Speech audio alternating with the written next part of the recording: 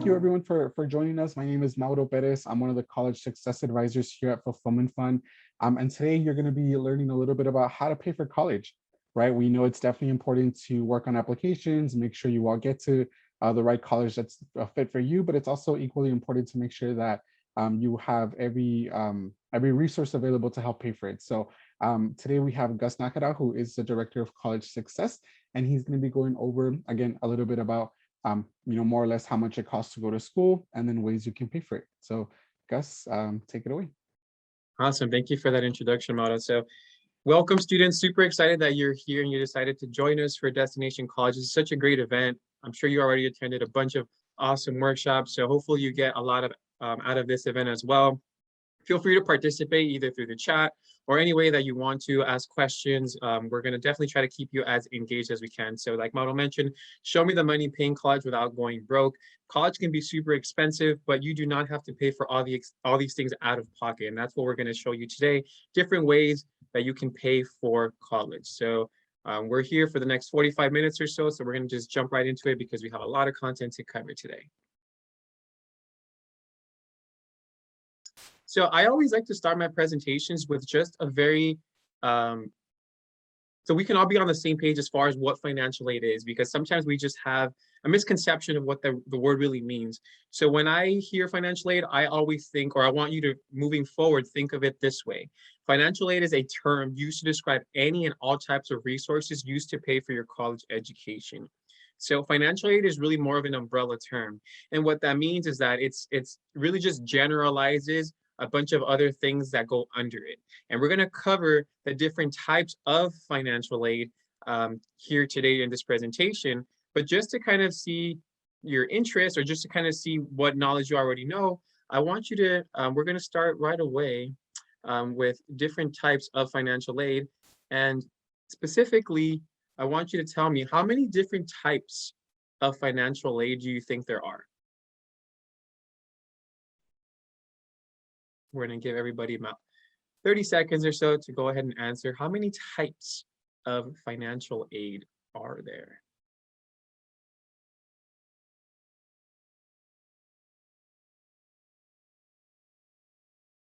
All right, we'll give it maybe 10 more seconds. Looks like we have most of our participants. All right, 5 more seconds. All right, I think we're good. Let's go ahead and end it. Let's show those results. So most of you said 4. We got some 5, 8s, and 10s, but I'm glad to see actually that the majority of you got it correct. It is 4. Let's go ahead and stop sharing that. We do in fact have 4 different types of financial aid. So they fall into 4 different categories. And these are the 4 categories that they fall under. And we're going to cover these throughout the presentation today. So the first one is grants, which is federal or state gift assistance that does not need to be paid back. And this is usually need-based, meaning that you need this money because your family just simply cannot afford to help you pay for college.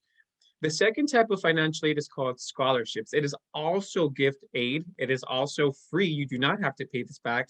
But the difference between grants and scholarships is scholarships are merit-based. And once again, we're going to cover this in full detail throughout the presentation. Work study is our third, money that you earn through working. You either work on or off campus, and that's used to supplement some additional expenses that you may have throughout your years in college.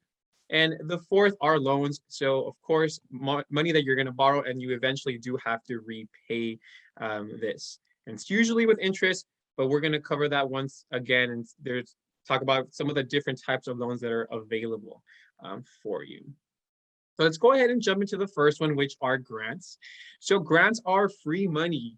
You do not have to pay this money back. That is one of the great things about grants, and that's the type of money that we want, right? We want free money. So we're going to cover different types of grants that are available to you, and this is just some of the grants. There's no way that I would have been able to cover every single type of grant available. We just don't have the time, but these are just some of the more basic grants, at least here in California. So the first one is a federal Pell Grant. So a federal Pell Grant, it comes from the government. You can receive it for up to 6 years. So the maximum amount right now is $6,495 per year. So if you do the math, you can get this for up to 6 years. You can get almost about $40,000 if you use it for up to 6 years. And Pell Grants are for students who are either residents or citizens of the United States. Unfortunately, if you are not a resident or a citizen or an eligible non-citizen, you will not qualify for a Pell Grant. However, you will qualify for the remaining grants that we have here on the screen. The next two grants are called Cal Grants. So we have a Cal Grant A and a Cal Grant B. And the main thing that differentiates these are the GPA. So if your GPA, your A through G GPA, is a 3.0 or above, you are eligible for a Cal Grant A. If it's 2.0 or above, you are eligible for a Cal Grant B. Once again, there's a lot of specific details with the Cal Grant that we can, of course, cover with you on a different day. But for this, these are the main things that you need to know. And of course, here in gold are the amounts for the Cal Grant. So Cal Grants, for the most part, are fixed, meaning that the amount doesn't really change. So you can get either 5,472 if you are attending a Cal State. There's 23 of them throughout California. Some examples of Cal States are Cal State LA, Cal State Northridge, San Diego State. So you can get up to 5,472. And once again, that's right now. So if you're a senior in high school right now, and you're going to go into college next year, that's probably around what you're going to see. However, if you're a freshman or a sophomore, by the time that you get to college, this amount may increase. Now, if you're going to a private university, you can get 9,220. And of course, private universities, an example could be USC or Pepperdine. Those are some private universities. And of course, I didn't mention this earlier, but these are called Cal Grants. And as you can see in the name Cal, it's for schools that are in California. It's a California grant. Unfortunately, if you go out of state, you would not be able to receive the Cal Grants, but you could of course receive different types of grants. And last but not least, if you go to a UC, so UCLA, UC San Diego, UC Riverside, you can get 12,574 per year for up to 4 years. So for the Cal Grants, you can get it for up to 4 years. So remember, the Pell Grant was up to 6, and the Cal Grant is up to 4 years. We're going to move on. Institutional grants are money from your school. So they're either called university grants, state university grants, or they call them different names. So that's just money directly from the school. So we've covered Pell Grants, which is money from the federal government. We've covered Cal Grants, which is money from the state. And we've covered institutional grants, which is money from your school, whatever school you decide to attend. And last but not least, we have LA's Promise, or California College Promise Grant. These are for our community college students. If you're community college bound, you can receive free tuition at whatever community college you choose to go to. So it really, for these grants, it's not a specific amount. It's really, they just exempt you from having to pay your tuition. So these are just some examples of grants. Once again, it's free money. It is need-based. And all you have to do to receive these grants is apply for one of the financial aid applications. So either the Fafsa or the California Dream Act application. And we're going to cover what some of these applications look like in some of these future slides. The next type of financial aid are scholarships. So scholarships are also free. You do not have to pay this amount back. So if for whatever reason, you're applying for a scholarship and they tell you, oh, you have to pay a down payment in order for you to apply, it is probably a scam. So you should not apply for that scholarship. So most scholarship applications, or excuse me, all legit scholarship applications will not charge you to allow you to apply to them. And these are just some examples of scholarships. Once again, there is no way I would have been able to fit all their scholarships down here because there are hundreds of thousands of scholarships that you can apply for. But these are just a couple of the Hispanic Scholarship Fund is one that it's pretty cool. You have to be of Hispanic heritage. I believe the GPA is a 2.5 minimum, and they can give you up to, or anywhere between $500 to $5,000 a year for the entire amount that you're in school. So that's actually pretty cool. And you can receive the scholarship, like I said, every year. It is renewable. The other scholarship, we'll go into this one here, bottom right. It's called Telecu. Telecu is also a pretty cool scholarship. I actually received Telecu when I got my master's, and I was really excited about that. So they do have, it's for undergrad and for graduate, and same thing with HSF, the Hispanic Scholarship Fund. And the Telecu one can vary really just depending on your financial need. But this is actually really cool. They usually try to support majors within STEM or business or things like that. But regardless of your major, you can definitely apply for this scholarship. The next one is the Taco Bell Live Más Scholarship. This one's actually pretty cool. So the Hispanic Scholarship Fund and the Telecu one are what we like to call the traditional scholarships, where you have to apply, you probably submit your resume, you submit a certain personal statement type of question, right? What are your dreams and goals and aspirations? How will this scholarship help you achieve them? Right, it's a pretty standard scholarship question, but maybe you're like, I hate writing essays. I don't like writing them. It's just not my strong suit.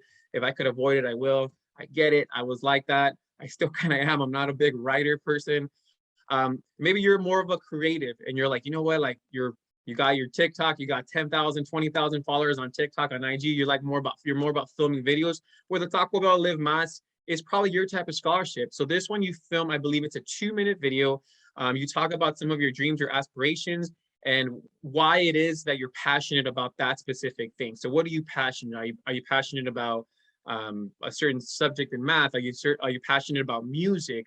Are you passionate about acting, about whatever it is that drives you? Create like a 2-minute short video and you submit it to them, and you can receive thousands of dollars. And the cool thing about this one too, it's multiple scholarship recipients and you can renew it. So it's not like you have to complete an essay for this one. You're just filming a video. So I thought that was pretty cool because it's a different type of scholarship. This other one that I have here on my bottom left, it's called Flavor of the Month. This one you do have to write a small portion or a small essay, but I thought it was really cool because it's a different type of essay. It's not like the typical one where, like I said, share your dreams and aspirations with us. It's really, the prompt is actually pretty funny. It's, if you were an ice cream flavor, which flavor would you be and why? So you kind of just have to write like a quirky type of response, right? So you can say something along the lines of like, well, if I was an ice cream flavor, I'd be vanilla because I'm simple and sweet and everybody loves me. I'm everybody's favorite, right? And you can kind of expand on that. Or maybe you want to say, well, if I was an ice cream flavor, I'd be pistachio because I'm a little nutty and I'm an acquired taste. So, you know, it really doesn't matter who likes me type of thing. So the point of it is it's like a different type of prompt. So I just thought it was really cool and different. And last, or not last but not least, but we also have our Fulfillment Fund scholarship. So all you Fulfillment Fund students are definitely eligible to apply for our scholarship, and we encourage you to do so. You get a lot of benefits, and we work with you through all your entire time that you're in college. And the last one I'm going to cover is Stuck at Prom, which is also a non-traditional scholarship. Some of you may have heard of this one already, but this one's pretty cool. If you you basically create your prom dress or tux or suit out of duct tape, and you can receive up to $10,000 if you are the winner. You do. I believe the trick is that you wear it to prom, but you can always change afterwards. But I just kind of want to show you some of the cool previous winners that we've had, or that they've had, excuse me. So these two on the left were the 2021 recipients, and this one on the right was a 2020 scholarship recipient for Stuck at Prom. So you basically make your prom dress or suit out of duct tape. So I just thought it was really cool. And once again, if you're on the creative side, maybe you're all about fashion and things like that, this could be the scholarship for you, and you can win up to $10,000. So I just thought that this was something that was cool. My point is that there are different types of scholarships for you. So if your excuse is like, well, I don't like writing essays, that shouldn't be an excuse, because there are so many different ways that you can win this scholarship money. And so much scholarship money goes unused that you should go out there and try to get as much as you can so you can try to pay for your entire education. All right, we're going to go ahead and move on. The third type of financial aid is work study. Work study is a program usually federally subsidized that allows you to work on campus for extra funds. So let's just say that you know, you get work study through your financial aid award letter, then you can work on campus. Usually it's on campus. Sometimes there are off-campus jobs. And it's really just more to pay for other expenses. It's not really meant to pay for your tuition or things like that. It's more just to pay for like personal expenses, maybe for your books, maybe for food, maybe for clothes. And the cool thing about work study positions is that they're super flexible. You work no more than 20 hours a week, sometimes probably less. And it's pretty chill, right? Sometimes you know, this is actually a work study position. This person's working probably like at the school library. And if it's not busy, you can do other things. So most bosses are pretty cool. Like, you know what? It's super slow today. Just go ahead and work on your homework. So your 2-hour, 3-hour shift, if no one comes in, you're just using that time to do your homework. So you're literally getting paid to do homework. So it's a really cool opportunity. So if you like to work, if you want to work, you can do it through a work study. So we're going to talk about loans, which is our next type of financial aid. But before we do that, I want to have a poll question for you, which is how long after you graduate or stop attending college do you have to begin repaying your loans? So what time limit do you have after you graduate or stop attending college to begin this repayment process? So is it 3 months? Is it 6 months? Is it a year? Is it forever? How long do you have until you have to begin this repayment process? So we're going to give it maybe about 15 more seconds for those of you that haven't answered yet. As of now, forever is leading the polls. I don't know if you guys are just doing that on purpose. So let's see. All right, 5 more seconds. All right, let's close it up. Let's share that. Okay, so we got 44% of you said forever. We got a few of you that said 1 year, and some of you said 6 months. So the answer is actually 6 months. So we can go ahead and stop sharing that. So for most loans, for most regular or federal loans, it is 6 months. You have 6 months after you either graduate or stop attending school to begin repaying your loans. There is one loan, it's the Perkins loans, the federal Perkins loan, that I think they give you 9 months. But for the most part, standard loan, they give you 6 months till after you graduate or after you stop attending. And that's another thing too, right? If you borrow a loan for whatever reason, you stop attending, you say, you know what, I'm going to take a break, or at this point, I'm going to not go to school anymore. You still, of course, have to repay that loan. But generally speaking, you're all going to graduate college if you decide to attend. So you have till 6 months after you graduate. What that means is most of you are going to graduate around, June, right? So we're going to fast forward a few years once you graduate college. So you graduate in June, so you had until January of that following year, right? So 6 months later to begin repaying. Doesn't mean you have to pay all of it, but you have to start your monthly payments. So you do have some wiggle room to find a job, kind of get your stuff together before you have to begin repaying these. So we're going to talk about 2 main types of loans. Once again, there's also dozens of loans out there, but the 2 main types that we want to discuss today are subsidized and unsubsidized. So the subsidized loan means that there is no interest while you're in college. Well, there is interest, but you're not responsible for paying it, would be the best way to say that. So that means if your freshman year of college, you took out a $5,000 loan, by the time you graduate 6 months later, like we mentioned, you have to begin repaying it. It's still just $5,000 because there was no interest. So for those of you that don't know what interest means, it's that it's money that you have to pay in order to borrow that. So it's like because you're borrowing money, they're charging you a little bit extra, is essentially what interest is. So for the subsidized loan, there is no interest that you're responsible while you're in college. For the unsubsidized loan, there is interest right away. So if you take out a loan today, by tomorrow, there's already some interest on it. So the interest rates are about the same. So right now, the interest rate is, I believe, 3.73% for both the unsubsidized and subsidized loan. Once again, this can change. It changes every year. Sometimes it goes up, sometimes it goes down. When I was in college, I took out some loans that were 3%, and then I also took out some loans that were around 5%. So like I said, it fluctuates. It just really depends.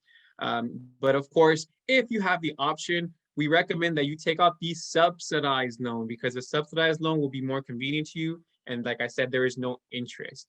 But of course, the unsubsidized loan is also good. So some of you may have to take out both, and that's okay. Just be smart about the amount that you borrow. Your education is one of the most important investments that you're ever going to make in your life. So of course, if you have to borrow some money in order to pursue your education, there is nothing wrong with that. As long as you're borrowing only what you need. So like I said, don't be afraid of loans. I feel like there's this misconception that loans are bad. They are not. They are there for you if you need them. So now we already talked about the 4 different types of financial aid. And I just want to show you quickly what an award letter looks like. So every school that accepts you, every school that you apply to and accepts you will give you something like this. It's called an award letter. So it's a summary of how much financial aid they're going to give you. So in this case, as you can see, they have all the grants and scholarships up here. So this person received 6,000 or almost 7,000 in a university grant. They received a Pell Grant, a Cal Grant, and a health insurance grant for a total of about $27,000. They also received work study for $1,500, and they received subsidized and an unsubsidized loan. So for a total of $34,000. So it's always important to remember or recognize the type of financial aid that this person or that you're receiving, right? Because if you just see that, oh, you're getting $34,000 in financial aid, that's awesome, like that's great. But you're gonna, now that you're already more aware of financial aid, you're going to be able to analyze it a bit further, and you're going to say, oh, okay, yeah, I'm receiving $34,000, or I'm getting offered $34,000 in financial aid. However, only 27,000 of that is in free money. So now you know that the remaining 6,800 you would have to pay either through loans or work study or out of pocket. And that's why, as you can see here on the award letter, they have that as net costs, meaning money that you're responsible of paying. And if you don't want to pay it out of pocket, then okay, here are your other options that you can pay these costs with. All right, so we're going to go ahead and continue. So we're going to talk a little bit about cost of attendance. So the reason why we need so much financial aid is because, of course, it costs money to go to school, right? Any university that you attend, any school that you attend is going to cost money, and of course, it can be expensive. So why is it that a school is so expensive? What do all those fees, what do all those expenses cover? Right, so sometimes you'll hear it costs $35,000 to go to UC. It costs $60,000 to go to USC or schools like that. So why is it they cost so much money? So we're going to just do a quick breakdown of what those costs cover. So when you look at costs, it's important to split them because there's different types of costs. So I like to split them in two different ways. The first one is fixed costs, and the second one is variable costs, right? So as you can see, this is an example for UCLA, and all UCs are about the same amount as far as costs are concerned. So the first column here covers if you're dorming at UCLA. The second column here is if you're living at an off-campus apartment at UCLA. And the third one is if you're commuting. So maybe you live close enough to UCLA where you can still live at home and you can drive back and forth every day. But we're going to focus on the first one, which is UCLA residence halls, meaning if you are dorming, right? We encourage you, if you can dorm, at least your first semester, our first year of college, that you do so. So we're going to focus on that one. So the first two costs, which are tuition and fees and room and board, are direct or fixed costs. And what that means is that no matter what, you're going to have to pay for these expenses one way or another. Tuition is not going to change. So tuition means the cost a year to just register for classes. So if you're going to register for classes every quarter, you need to pay for your tuition or else you will not be allowed to register. It's important to remember that. So if the school says it's going to cost you $12,918, it is going to cost you $12,918. That is non-negotiable. You're going to have to pay that cost. The second one is room and board, right? The second fixed cost is room and board, or direct costs, as I also like to call it. And that's if you're dorming, right? If you're housing. Room meaning your dorm, and board meaning your food, right? So every one of you that decides to dorm, you're gonna have to pay for the dorm itself, right? Did you get a single, a double, or triple, right? Meaning, are you living by yourself with two people, with two roommates, three roommates, things like that. And your meal plan, right? How big is your meal plan? Are you getting 10 meals a week, 15 meals a week, etc.? So depending on the more meals you get, then the more you're gonna have to pay. The point being is you will have to pay those costs, and that's the second one of the fixed costs. So the room and board isn't as fixed as tuition because depending, like I mentioned, on what kind of dorm you get and what type of meal plan you get, it can go up or it can go down. So instead of spending $15,000, maybe you only spend $13,000. So that $15,000 is more of an average amount. However, you are still going to spend this amount and you have to pay that money directly to the university. The other remaining costs, such as books and supplies, transportation, personal expenses, and health insurance, are variable costs or indirect costs, meaning that you will spend some of this money, but it will be indirectly, right? They can fluctuate. The easiest example I can give you are books and supplies. So this example estimates that you will spend about $1,635 in books, right, or on books. However, you are going to be smart, you're going to be efficient, and instead of going to the bookstore and buying a book for $200, and believe me, there are books out there that cost $200, it's crazy.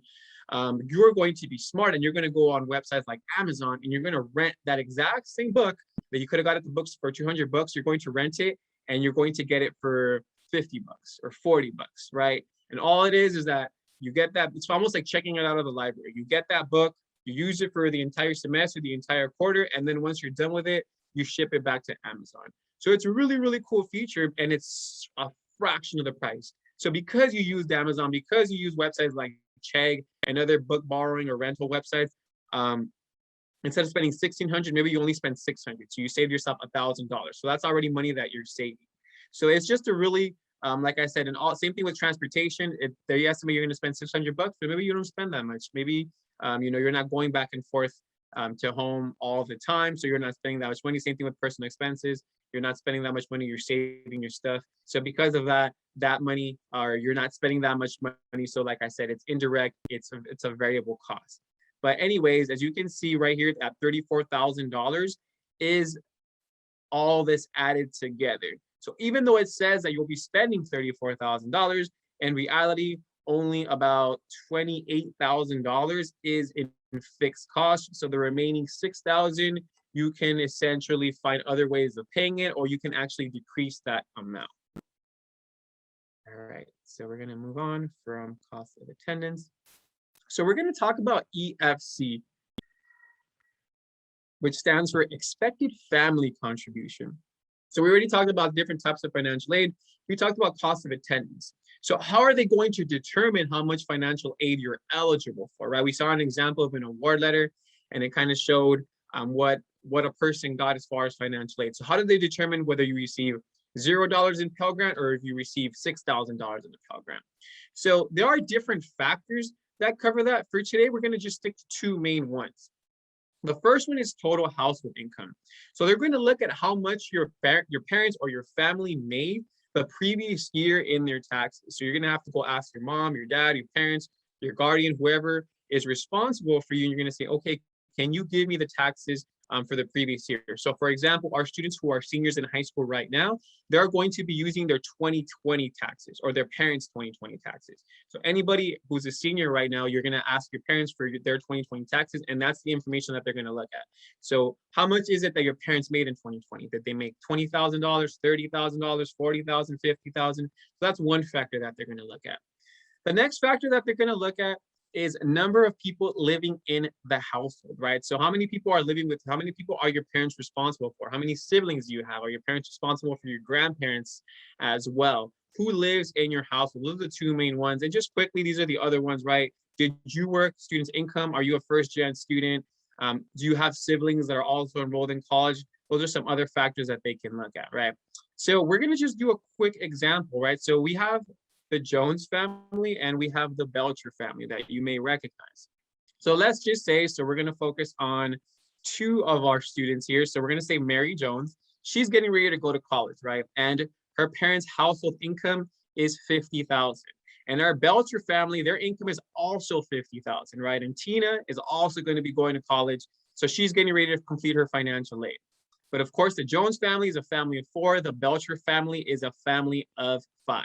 Both of the families make $50,000. They make the exact same amount.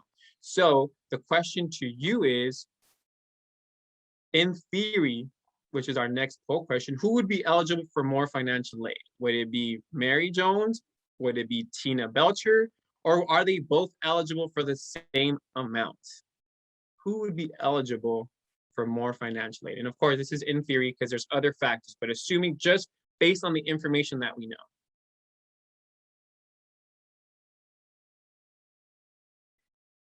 We're going to give you maybe about 15 more seconds for those of you that haven't. So remember, both families make $50,000. However, the Belcher family is a family of 5 and the Jones family is a family of 4. So once again, who would be eligible for more financial aid? Well, we're going to give you 5 more seconds. 5, 4, 3, 2, 1. All right, let's go ahead and end that poll. So most of you said Tina Belcher would be eligible for more financial aid. Some of you, or the next one was both, and 3 of you said Mary Jones, so we can go ahead and stop sharing. The answer is actually Tina Belcher, right? She would receive more financial aid, and the reason, and of course, this is all in theory, the reason why she would receive more financial aid, if we go back to our slide, is because her family has more people, right? They have 1, 2, 3, 4, 5. So they have 5 mouths to feed as opposed to the Jones family who has 4 mouths to feed. So financial aid, when they're looking at this application, they say, okay, well, they have more expenses. They have 5 mouths to feed. They have 5 people to buy clothes for, things like that. So because of that, they are more than likely eligible for more financial aid than the Jones family, even though the income is exactly the same. So that's why don't ever assume that you're not going to receive financial aid. Sometimes students say, well, no, my parents make too much income, or no, I don't think I'm going to receive anything, or my brother went to college, my sister went to college, and they didn't receive any, so therefore I'm not. Situations always change. So that's why it's important that you complete your financial aid application every single year, and that you always just give it a shot, because you never know how much financial aid you're going to receive. All right, let's go ahead and continue. So the way this works is cost of attendance. So how do they determine, or what will your financial aid eligibility be at the end? So cost of attendance, so how much does the school cost versus your expected family contribution. So the way expected family contribution works, like I mentioned, after they determine all these factors of like, okay, what's the total household income, number of people living in the household, they're going to determine how much they feel your parents can contribute towards your education. That's your expected family contribution. So if it's 0, that's great, right? Because that means that they expect your family to contribute $0 towards your education. That's awesome. That means that they're going to try to pay for the rest of the amount. But if your expected family contribution is $500, then they expect you to pay $500, or your family to pay $500. And of course, that's just an estimate. So the lower your EFC, the better. And once again, your EFC is determined by some of these factors here listed. So this is just an example. Let's just say your EFC is $500. So it'll be, and the cost of the school we'll use right here in the third one, since we've been talking about UCs, 34,000 minus 500. So the school cost $34,000. Your EFC was $500. So they're going to determine that the need is $33,500. So based on that, that school is going to try to offer you $33,500 in financial aid. And they're going to try to give you that amount one way or another through the different types of financial aid, right? So they can give you maybe, if you're eligible for $33,500, they can give you maybe $25,000 in grants, $5,000 in work study, and the remaining $3,500 in loans. So that's why it's always important to really dissect what type of financial aid you're receiving. And we're almost out of time. The last thing we're going to cover are financial aid applications. So these are some of the different types of financial aid applications that are there. Like I mentioned, all you have to do is fill out some of these applications, and this is what's going to determine your EFC, and it's going to determine if you're eligible for specific types of grants. The first one on my left, it's called the Fafsa, the Free Application for Federal Student Aid. This is for all students who are either residents or citizens of the United States. You'll go ahead and complete that with a March 2nd deadline.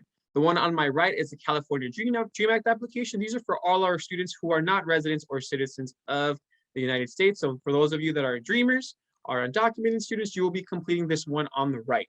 It is important that you do not complete both. You complete one or the other. If you complete both, it can be a hot mess. And then we're going to have to figure that out, and your financial aid can be delayed. So if you're not sure which one to complete, please go to your fulfillment fund counselor or any counselor in general at your school and ask them. So that way they can help you and make sure that you fill out the right one and you fill it out correctly the first time. And of course, both of these are due on March 2nd, but you can already start filling these out as we speak. They opened October 1st, which was a couple of weeks ago. And the last application we're going to talk about are these two. The one on my left is called a Css Profile. It's through College Board. This is specifically for those of you planning to apply to private universities. So schools like USC, like Stanford, they're going to require additional information. So not only do you have to fill out the FAFSA or the DREAM Act that we just talked about in the previous slide, you will also have to fill out the CSS profile. So if you're applying to private schools, please make sure or check if you also have to complete the CSS profile. And the one on my right is called Web Grants for Students. This is for you to manage your Pell Grants. So that way they know where do they send your Pell Grant money to. If you need to fix any issues with your GPA or things like that, you will be using your Web Grants application. So it's important to complete that your senior year of high school. All these applications, you will begin completing them your senior year of high school, but most of them you will continue to renew them. So every year that you're in college, you will continue to have to renew them. But after that, it becomes a lot easier because some of the information is already saved. So with that, I think we're pretty much right on time. We have about 2 minutes left to spare, I believe. Or no, actually, no, we might have a few more minutes to spare. So are there any questions that I can answer for the moment? Or does anybody have any questions on anything that we've covered?